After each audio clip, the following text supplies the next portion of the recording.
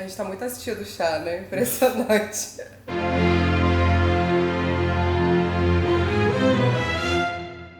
Olá pessoal, bem-vindos à Trecheira Violenta. Eu sou Osvaldo, essa é a Karina e o filme da vez é O Cemitério das Almas Perdidas, um filme brasileiro de 2020. Ele foi dirigido e escrito por Rodrigo Aragão, que é talvez o maior nome do terror brasileiro atual. Ele é um especialista em efeitos especiais que já dirigiu vários filmes, tipo Mangue Negro, Mata Negra e A Noite dos Chupacabras. Por algum motivo, a gente nunca tinha falado sobre o Rodrigo Aragão aqui no canal. Nenhum motivo específico, a gente só não tinha falado mesmo. E aí, esse ano, por conta da pandemia, lançou o filme novo dele, O Cemitério das Almas Perdidas, e ele passou em vários festivais de cinema fantástico na internet. E a gente conseguiu assistir recentemente pela Mostra Macabra Online do CCBB. Os filmes do Rodrigo Aragão geralmente são uma interpretação de terror das lendas do folclore brasileiro, tudo com efeitos práticos sangrentos e muito bem feitos, mas em Cemitério das Almas Perdidas ele decidiu, ao invés de folclore, falar sobre a história do Brasil. O resultado foi um filme de terror bem feito e bem divertido. Mas antes de falar mais dele, vou pedir para vocês se inscreverem no canal se vocês não forem inscritos ainda. Comentem aí embaixo se vocês chegaram a assistir O Cemitério das Almas Perdidas, o que vocês acharam desse filme. Deixem outras recomendações pra gente falar aqui no canal também. Acompanhe a gente nas redes sociais, os links estão todos aí embaixo na descrição. Também aí na descrição tá o número da nossa caixa postal para quem quiser enviar alguma coisa pra gente, tá aí embaixo a possibilidade. Manda mimos. Então, vamos à trama. O Cemitério das Almas Perdidas é sobre um jesuíta que roubou um livro de um bruxo satanista e trouxe o livro para o Brasil.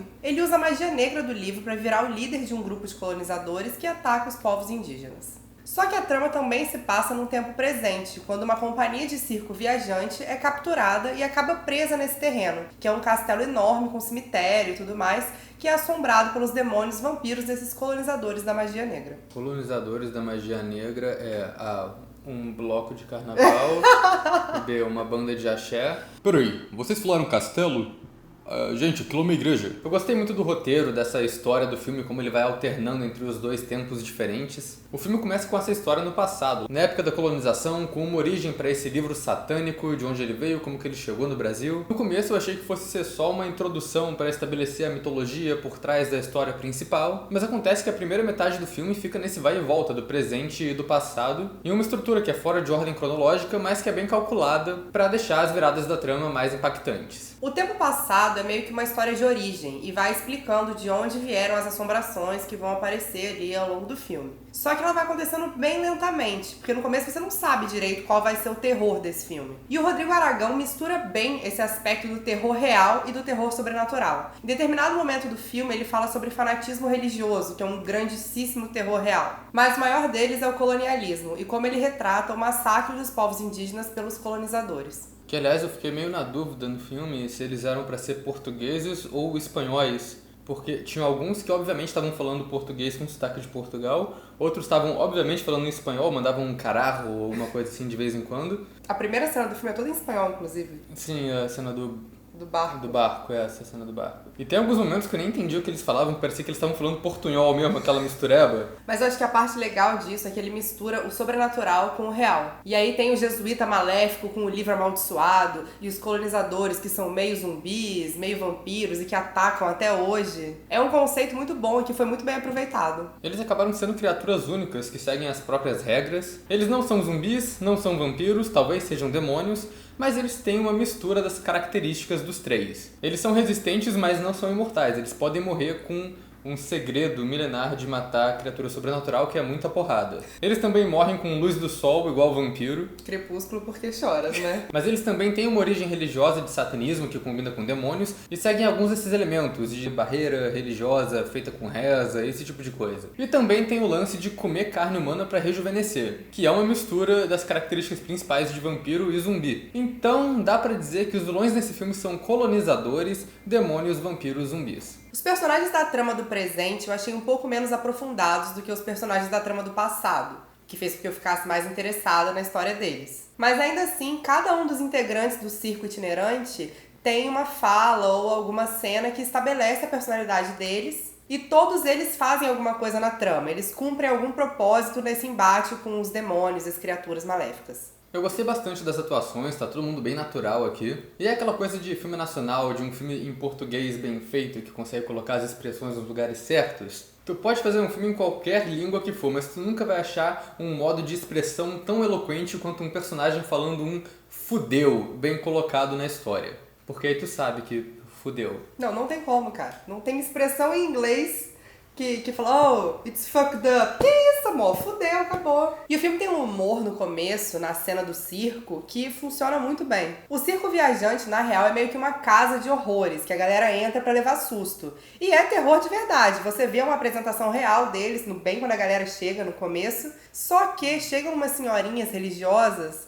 e eles fazem uma apresentação adaptada, com textos louvando a Jesus. E é muito engraçado. E é mais engraçado porque os personagens estão improvisando tudo ali na hora e é mó confusão, meio mal feita, assim, as senhorinhas chocadas assistindo, é muito bom. E o design do filme é muito bom. Ele usa bem os cenários dele. Tem o circo de horrores, que é chamado de mausoleum, mas o que acaba sendo mais macabro mesmo é o castelo no topo da colina. Ainda é uma igreja. Que é a fortaleza dos colonizadores. E, é claro, o cemitério das almas perdidas, que é onde acontece todo o clímax do filme. Eu queria acrescentar ainda que todo esse cenário da igreja foi construído em estúdio, e é tudo muito convincente, parece até a igreja onde eu capturei a minha primeira alma. Em questão de técnica, o filme é bem dirigido, tem uma fotografia muito boa também. E também tem bastante cena de ação nesse filme, incluindo uma cena muito grande de ação, com muita coisa acontecendo que acontece mais pra metade. E uma cena bem legal no final, que já vira uma luta meio WWE daqueles, com os movimentos mirabolantes, e a câmera acompanha isso tudo muito bem. É tudo bem coreografado e bem dirigido. E eu gosto que a fotografia varia de uma coisa mais sombria, noturna, pra uma coisa mais colorida. No Circo dos Horrores isso faz sentido ter todas essas cores, mas às vezes tem várias luzes com cores diferentes pra dar aquela sensação de surreal também, esse aspecto sobrenatural. E eu gosto de uma mudança bem repentina de cor que eles fazem nos pesadelos do protagonista. Ele tem os sonhos na trama e aí tá rolando normal, mas quando a coisa começa a ficar macabra, ele está com um efeito de noite americana em cima, que é aquele efeito quando a galera grava uma cena de dia e tá com um filtro azulão por cima pra parecer que é uma cena noturna. E geralmente quando isso é feito debaixo de sol mesmo, sempre fica com um efeito muito artificial e é bem ruim. Mas o Rodrigo Aragão soube usar essa sensação de artificial que esse filtro passa pra fazer uma atmosfera de pesadelo bem legal. O trabalho de luz e sombra do filme é muito bom. Até na primeira cena que o Bruce tá escrevendo o livro lá, eles colocaram um diabo enorme atrás, com efeitos de maquiagem, todo preto, que fica bem disfarçado ali. Você demora a perceber que tem um demônio imenso ali atrás. Fica um efeito muito maneiro. Antes de falar de spoiler, só quero falar rapidinho da trilha sonora, que tem um tema principal que toca no começo e no final do filme que eu achei bem legal, porque ele combina uma batida de música brasileira com os elementos de coro, aquela coisa meio religiosa, meio satânica. Então essa música é tipo um mashup de música de terror com cultura brasileira, que eu acho que é perfeito para definir os filmes do Rodrigo Aragão. E para falar um pouco mais de personagens, trama e efeitos, a gente vai entrar na Spoiler Zone. Então vamos lá, Spoiler Zone. You've just crossed over into the spoiler zone.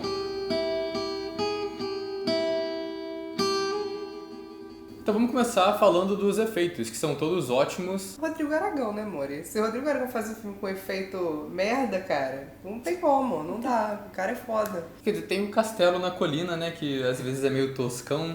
Maquete, né? Maquete. Sim, é uma maquete, uma miniatura que eles fizeram bem detalhada, mas não é um castelo, é uma igreja! Onde vocês já viram um castelo em cima de uma colina do Brasil? O que tem nesse chá que vocês dois estão bebendo? Enfim, tanto a igreja quanto o barco no começo foram filmados separado e integrados com chroma key, o que para essa morsa que vos fala funcionou quase sempre, mas em alguns planos ficou esquisito. A gente não precisa nem falar que o trabalho de maquiagem do filme é foda, né? Tanto nas tribos indígenas, que aparecem várias vezes e são extremamente bem caracterizadas, quanto nos colonizadores zumbis, que tem aquela maquiagem clássica de morto-vivo muito bem feita. É tudo muito bem feito, com uma riqueza de detalhes muito grande, assim, dá gosto de ver esse tipo de produção em filme brasileiro. Outro efeito que eu acho muito bom também é quando eles rejuvenescem, que sai aquela pele podre da cara e aí fica o que tá embaixo. É muito criativo, assim, é uma solução muito esperta e fica muito maneiro na tela. No final, o padre demônio bolado faz uma magia negra pra ele ficar mais bolado, mais demoníaco ainda, com mais prótese na cara. E eu gosto muito do visual dele ao longo da trama, é muito um visual de vilão característico. Ele, zumbi, é bem foda, ele com a cara cinza, o cabelo e a barba branco, o olho branco também, aquela roupa preta com vermelho, é um visual marcante. Acho que esse vilão é o grande destaque do filme, eles acertaram bastante nele. E claro, tem a especialidade da casa, né, que são as mortes mirabolantes. Tem de tudo aqui pra todos os gostos. Tem cabeça sendo esmagada, cabeça sendo cortada ao meio. E tem uma morte em específico que eu achei muito original e interessante, que foi quando alguém arremessa a cabeça de uma estátua na cabeça de uma pessoa, e aí ela vai, mata a pessoa e ainda fica embutida ali, bonitinha. Achei incrível. E no final o padre boladão do mal é derrotado de um jeito bem original também. Que eles forçam a cabeça dele pela grade onde tinham feito a magia pra conter eles lá dentro, né, os demônios. Quando a cabeça dele passa pela magia, a parte de cima da cara dele derrete. E é tudo num efeito muito maneiro. E tem os personagens pra falar também, né? A história do passado estabelece muito bem os personagens dela. São 4 colonizadores com visuais distintos e bem estabelecidos na trama antes deles serem convertidos em demônios. E tem a moça indígena também, que é capturada, e aí ela é convertida em demônio depois pelo padre. E ela fica esses anos todos ajudando o padre do mal a capturar a gente, mas ela odeia isso ao mesmo tempo. Tem o Jesuíta do Bem. Jesuíta do Bem é um nome bom pra cantor, não é? Jesuíta do Bem. É o vocalista do Colonizadores da Magia Negra. Exatamente. Tem também o Jesuíta do Bem, que acaba fazendo uma alfabetização relâmpago na menina que tá presa. E eles tentam escapar juntos e quase conseguem, mas acaba que não rola. E o Jesuíta do Bem é obrigado a selar o mal no castelo com uma oração. Porque, né, quem nunca passou por isso? Eu já passei por isso, mas eu não fiquei selado por muito tempo. Como eu disse, né, o Cipriano, que é o padre vilão, é o melhor personagem do filme. Ele é um clássico vilão filho da puta de terror. Ele resolve todos os problemas dele no sacrifício na magia negra, e ele tá sempre no controle da situação, e tem um visual marcante também. E tem todo o plano dele também, que é explicado no meio do filme, em um tipo de flashback que acontece ali. Ele ameaça a vila próxima do castelo, e os moradores dela passam a fazer oferendas, sacrifícios humanos, matando gente que eles consideram dispensável. E aí tem o lance do fanatismo religioso, que chega o grupo das tiazonas e acha que o pessoal do grupo do circo é tudo satanista e fala, tive uma ideia, por que a gente não mata essa galera e dá de sacrifício pros demônios ali do cemitério? O que no mínimo é um pouco irônico, né? Mas tudo bem. O circo tem alguns bons personagens que, como a gente disse, eles são bem estabelecidos. Tem o cara forte, que não aparece muito, mas no pouco tempo de cena que ele tem, ele já é memorável. Ele quebra as algemas e consegue escapar. Ele decide cair pra porrada com os zumbis vampiro na mão mesmo. É bem legal. Tem o ator meio galã, meio mala, que não faz muita coisa no filme. Ele tá lá no filme só pra ser um sacrifício que o Cipriano faz pra conseguir magia no final. A moça loura também é meio carregada até o final, mas aí ela participa da luta e ajuda o protagonista a matar os demônios. Tem o protagonista também que parece ter algum tipo de ligação com o lugar e com a menina indígena que está presa lá. Ele tem vários sonhos recorrentes com essa situação, e isso talvez seja porque, sei lá, essa coisa de destino, porque no final ele vira um demônio e fica preso no lugar ele mesmo. Mas eu gosto do truque de roteiro que eles fazem com essas sequências de sonho, porque uma das primeiras cenas do filme, uma das primeiras coisas que ele mostra pra gente é o sonho que ele tá fugindo do castelo e ele tem que pular no final lá no precipício que dá pro mar, pro rochedo lá no fundo. Eu desisto, eu não falo mais nada. Esses dois nunca viram uma igreja na vida? E aí chega um momento na trama que a moça tá levando ele por esse túnel e você acha que ele vai cumprir esse propósito, que esse sonho vai ser um presságio.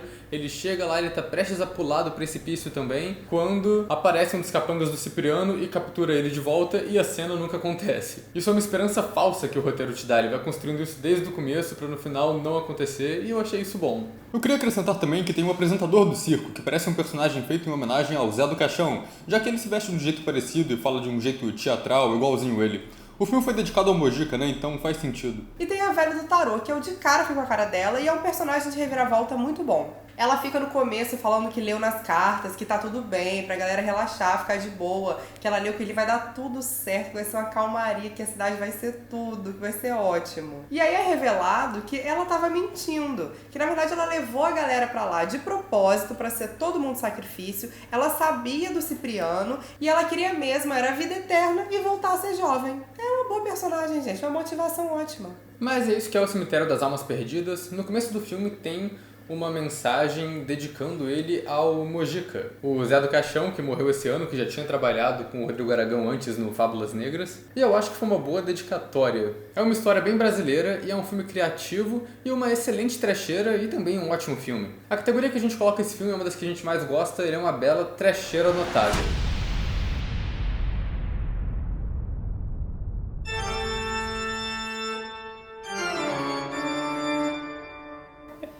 Então, o meu sonho é ver no filme a expressão aí eu vou ficar perfeitamente feliz, cara. Porra, é bom demais, cara. Cadê? Manda um direct aí pro Kleber Mendonça, filho. Vou mandar, oi, Clebinho. Manda aí, por gentileza. Acho que ele talvez não te responda. Eu não põe isso no vídeo, não. Muita baixaria.